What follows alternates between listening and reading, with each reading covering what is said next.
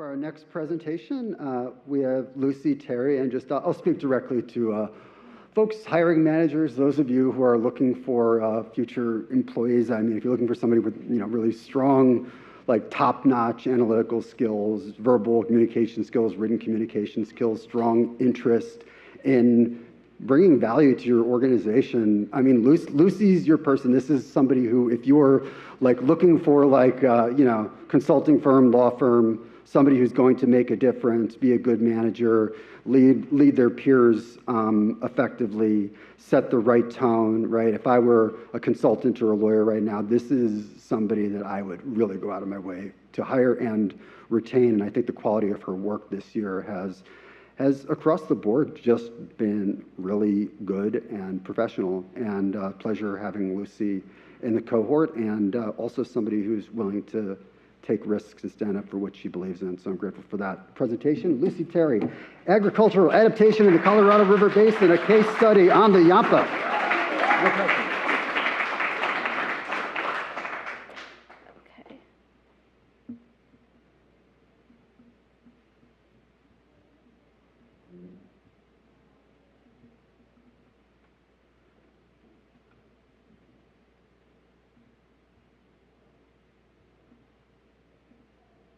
Okay, good afternoon, everyone.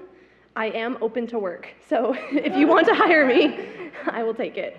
But thank you all so much for being here. My name is Lucy, and today I will be talking about agricultural adaptation in the Colorado River Basin, a case study on the Upper Yampa watershed.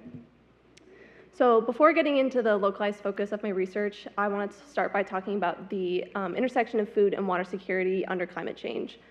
Food and water security both refer to the ability of people to access safe, sufficient amounts of food and water respectively to sustain their health, livelihoods, and economies. From changes to precipitation to increased extreme weather events, climate change challenges both food and water uniquely. But these don't just have isolated challenges. Climate change actually acts as a risk multiplier at something called the food-water nexus, meaning that vulnerabilities and hazards in one dimension compound upon and intensify risks in the other. For example, extreme heat events can kill crops and reduce yields, and while heat is a direct hazard on its own, agriculture also faces the dual threat of how that extreme heat might reduce the amount of available water for irrigation. Since agriculture accounts for 70% of global freshwater consumption, the water-related vulnerabilities in agriculture are plenty. What guided and motivated this research accordingly is the clear need to invest in adaptation that improves resilience and reduces harms at the intersection of these dimensions. One region that embodies this very clearly is the Colorado River Basin right here in the southwestern United States. The Colorado River is a 1,450-mile-long river that irrigates 5.5 million acres of farmland and provides drinking water to 40 million people. The past 2 decades have been the warmest and driest in the basin since the year 800 CE, and this extreme stress is not just due to drought, it's actually because of a process called aridification, or a permanent shift to hotter, drier conditions. Since 2000, the Colorado River streamflow has dropped by 20%, and this trend is only projected to continue, and this is mostly due to a loss in snow, which provides 85% of Colorado River streamflow. As precipitation decreases and temperatures get warmer, less snow is accumulating in the high mountain areas and becoming runoff that is essential for the river, or the timing of when that snow is melting off is changing. At the same time, the river is still governed by a 103-year-old Colorado River Compact, which divided the upper basin into, it created the upper and lower basins, which is Wyoming, Colorado, Utah, and New Mexico, and the lower basin, which is California, Arizona, and Nevada. This law dictates how much water each basin and individual state gets from the river, except it was originally built on an overestimation of how much water is in the system, and now decades later in a warming climate, there's even less to go around to fulfill the legal allotment. Recent drought contingency plans and interim agreements have been a band-aid for systemic problems like this. And in 2023, the Biden administration made a deal with the lower basin to reduce water use by 13% in exchange for $2.2 billion from the Inflation Reduction Act. And this, with many of the other previous agreements, expires in 2026, and still nobody has an answer to the question, who gets what when there's not enough? So the stakes of this are high for everyone, and while a lot of the focus is on the lower basin, especially California as the largest user of Colorado River water through agriculture specifically, a lot of the impacts are playing out upstream in the upper basin. And this brings me to the focus area of my study, the Upper Yampa watershed, which you can see marked by the yellow star on the map. So what is so significant about this particular watershed? The Yampa River is a major tributary to the Colorado River, and it provides up to 30% of the state's total flow into the system. It is also Colorado's it's Colorado's last major wild river, so it has no major reservoirs like Lakes Powell or Meade to store water, meaning that producers in the area are pretty reliant on the system's natural stream flow, which is fed by snow. This simultaneously exposes them to more climate change-induced hydrologic variability and also limits the options available to them to adapt. Irrigation is the highest consumptive use of water on the Yampa River. Production here and in northwestern Colorado generally is constrained by high elevation, low temperatures, soil quality, and a short growing season. So as a result, the main products coming out of this area are livestock, specifically cattle, and then hay for cattle forage. This, in addition to limited water storage, limits the producer prospects for diversification. The Yampa also faces many of the same strains as the Colorado River. Stream flow has dropped 25% in the past 100 years because of climate change, and in 2018, the river went on call for the first time in history, meaning that water rights holders up to a certain seniority had to cut or reduce their water use. And it's important that the Yampa be properly managed for the sake of its own regional water users, but also because it's implicated in bigger picture basin negotiations for the Colorado River, since it's such an important part of making lower basin water deliveries possible. From all of this, I formed two research questions that I wanted to address. First, how are climate trends related to snowpack and snow seasonality developing in the upper Yampa watershed? Second, how do regional agricultural producers perceive their ability and willingness to adapt to changing climate conditions related to water scarcity? This investigation was made possible by my advisory committee, including my chair, Dr. Amy Quant from SDSU, Dr. Bradford Barham from the University of Wisconsin-Madison, Dr. Daniel Can right here at Scripps, and Jerry Wilcox from the Center for Western Weather and Water Streams, also at Scripps, and a CSP alum. In order to address the line of thinking from my research questions, I took a mixed methods approach. I first conducted a data analysis of snow water equivalent data from USDA's SNOTEL network, operated by the Natural Resources Conservation Service. Snow water equivalence refers to the amount of water in inches that snow would create by melting. So I looked at data from all 12 SNOTEL stations across the upper Yampa watershed, mapped up there using ArcGIS Online, to look for changes to snowpack accumulation, either directionally or in variability. I isolated April 1st snow water equivalent values from daily measurements across the period of record, then performed a linear regression, a one-tailed May-Whitney U test, and a Levine's test. And to see if there have been changes at the date at which these stations are reaching their peak, I isolated that peak annually from the period of record, performed a linear regression, a Mann-Kendall test, and a one-tailed May-Whitney U test. And all of these tests were conducted and plotted using Python and imported Python packages. I also employed community-engaged purposive sampling to interview 8 agricultural producers in the watershed. This was made possible by partnering with 2 local organizations, the Yampa Valley Sustainability Council and the Friends of the Yampa. And participant eligibility was determined by living in the watershed and having an active agricultural occupation. And in total, I spoke to 5 ranchers and 3 hay producers. My interview had 12 questions and covered 4 main themes, including perceived climate impacts and experiences, engagement with water conservation and efficiency programs, adaptive strategy preference, and recommendations for future policy. The results from these qualitative and quantitative methods paint a really interesting picture about regional climate change and adaptive capacity. So the trends in April 1st snow water equivalent were overall spatially heterogeneous and mixed across the watershed. Only 3 of the 12 stations showed a statistically significant change in long-term trends. So to the left, we have a time series of April 1st snow water equivalent values over time, and to the right is the distribution of these values in the first half of their record and the second half of their record. So Tower is the one at the top. This is a very high elevation, snow-heavy site, and this showed a recent decrease in April 1st snow water equivalent values. And then in contrast, Buffalo Park, the second one up there, showed an increase in recent April 1st snow water equivalents, but this is likely due to the fact that it has a shorter record than Tower. And no other station showed trends in the directionality of April 1st snow water equivalent, but under the Levine's test, the Rabbit Ear station showed an increase in recent variability, meaning that the amount of snow it's getting on April 1st has been much more unpredictable in recent years than it has at the beginning of its existence. So 2 stations, including Lynx Pass and Elk River, showed robust, significant trends towards an earlier annual snowpack peak date over time.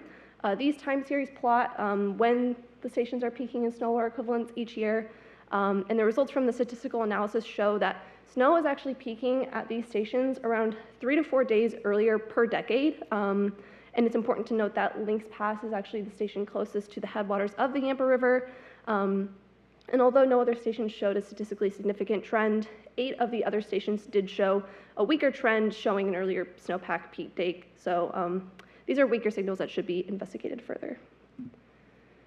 The outcomes from this data analysis translates really well into the other qualitative results provided by my producer interviews. And I got a lot out of these interviews. It took up a lot of time, and it was really a wonderful process, but I'm just going to touch on a few of the key takeaways that I gathered. So 6 out of the 8 producers that I talked to reported experiencing some kind of water-scarce climate impact. 3 of them identified that this had to do with a temporal mismatch in runoff, like it was coming earlier than normal, and 2 reported a disparate experience with the availability and accessibility of that water, like getting it out of an irrigation ditch because it was like a lower level. And 1 noted that summer precipitation patterns had changed. When asked about what the changes to snow meant to their operations, 5 of the 8 producers remarked that this temporal mismatch in the runoff and irrigation needs was a big problem because it results in having to irrigate earlier or irrigate less completely. For example, one producer said specifically, quote, "When you have this early peak and melt off, a lot of this water is just running by you before you're even considered ready to irrigate." So 5 of the producers at some point or another participated in a government water conservation program. 4 of them worked with the Natural Resources Conservation Service, which is under USDA, and the feedback across this group was not universally positive. Even when the end product, like a new irrigation system or a soil workshop, was like ultimately beneficial, they explained that the expenses were typically higher than anticipated because of USDA's cost-sharing structures and also the stringent requirements for project materials. One producer went as far as to say they would never work with NRCS again because the funding wasn't enough to have made it worthwhile. One producer considered participating in Colorado's System Conservation Pilot Program and ultimately did not because of its overly rigid terms and the belief that the program's strict approach to fallowing or leaving cultivated land idle during a season. They believed that this approach to fallowing was going to in order to reduce water use, was just going to create more harm than it would help. And then they ended up later pursuing a water conservation contract with a private company because those terms were more ecologically sound and operationally flexible. So interviewees were given a list of adaptation strategies and asked what they would preferably adopt under 2 different scenarios. If they were faced with government orders to cut water use, or if they were acting voluntarily to build resilience with break-even grant support or compensation.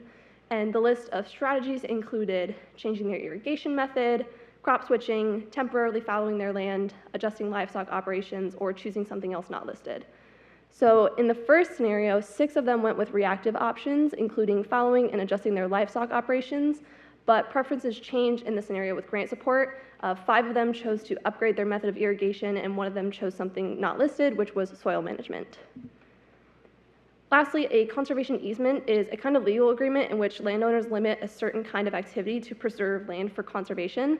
Colorado is one of the only states where this can be applied to reducing your water use for conservation, and when asked if they would consider reducing a portion of their irrigated acreage of land for a conservation easement, 7 of the 8 producers said they would be open to it depending on the details and the motivations behind this agreement.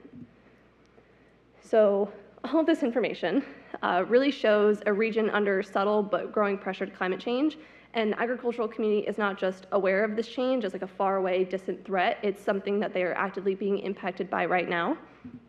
So the trends in April 1st snow water equivalent and peak snow water equivalent timing are not uniform across the watershed, and while the signals for changes to snow water equivalent timing are clearer, the variety in these trends are pretty problematic for the next steps for water planning and illuminates a lot of the exact uncertainty that has up to this point inhibited climate adaptation because it is so uncertain.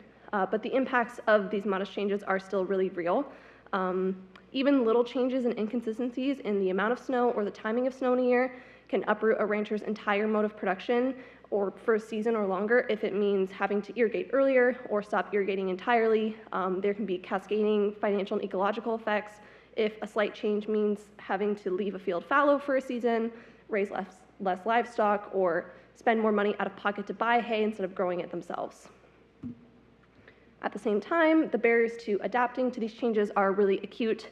Programs like the SCPP don't account for producer understanding of the land, and federal agencies like the NRCS have very overly rigid program design and are rife with cost-sharing issues and understaffing, which I did not touch on so far, but that is a problem. As it stands right now, there are not enough financial incentives in the system to make adaptation easy or desirable enough to prioritize. What is notable is that many producers are already thinking and acting with a watershed scale mindset, which many people outside of agriculture don't recognize. Their individual needs do matter and are very important, but time and time again, producers explain to me the way that their water conservation issues have important spatial externalities, both positive and negative, because turning off the water on their property might mean that they get some water from the government, but it could also impact their neighbors badly if springs can't get recharged with water for later in the season. Or changing from flood irrigation to pivot irrigation is efficient on paper, but it could also destroy riparian zones and reduce seasonal habitat for wildlife on their property. So what provides a lot of important momentum for future work is the fact that interviewees did exhibit a really strong openness to proactive strategies when the right support systems and well-informed best practices are in place. So, there are a few recommendations for climate adaptation and water conservation on the Yampa River that can be drawn from this. First, we need to strengthen financial mechanisms to improve agricultural adaptive strategies, and this can look like maintaining and expanding funding for USDA and the NRCS with attention toward agency capacity and restructuring cost-sharing programs to ease the burdens on producers and make water conservation more accessible. More research should be done to investigate how different socioeconomic backgrounds face different barriers to climate-smart agriculture uptake. Second, we must enhance adaptation uptake by designing programs that actually reward shared large-scale conservation outcomes shaped by producer autonomy and knowledge, because water conservation is not just an isolated individual practice. Agricultural producers have a desire to adapt to changing conditions when these policies can account for spatial externalities related to local ecology and land stewardship. And the Yampa's unique status as a wild river with no major reservoirs is something that can be leveraged in this direction. Lastly, we should prioritize expanding monitoring networks like SNOTEL and other data collection systems in order to improve seasonal forecasting for real-time agricultural decision-making. SNOTEL and snow water equivalent is just one piece of the puzzle, and my analyses could definitely be built upon with longer observational records and supplementary data from other parts of the system like stream flow levels or soil moisture data. And syntheses like these would be really helpful for producers to better prepare to localize future challenges. So the Upper Yampa watershed, it really reflects like a convergence of water, climate, and policy challenges playing out across the entire Colorado River Basin, because the effects of climate change are present here, and they're tightening already tight margins for producers. And so this is not just an opportunity, but there's a clear present need to let agricultural communities help build a resilient path forward, because what happens in places like the Yampa will shape the future of sustainable agriculture, adaptation, and rural resilience in the Colorado River Basin. So before I conclude, I just want to thank my whole committee. I want to thank Corey and Jada, this cohort, my family, my friends, my family and friends that are watching online. Thank you all for your support, and yeah, that's it.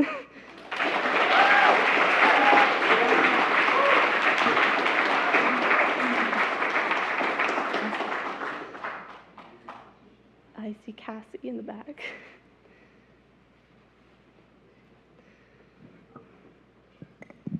So I really liked your recommendations on the last page, and I was just curious if, if you notice that farmers and just generally those communities are, open to those type of changes that you recommended, or is there any resistance on that front? And, just generally your opinion on what you would say should be the next steps.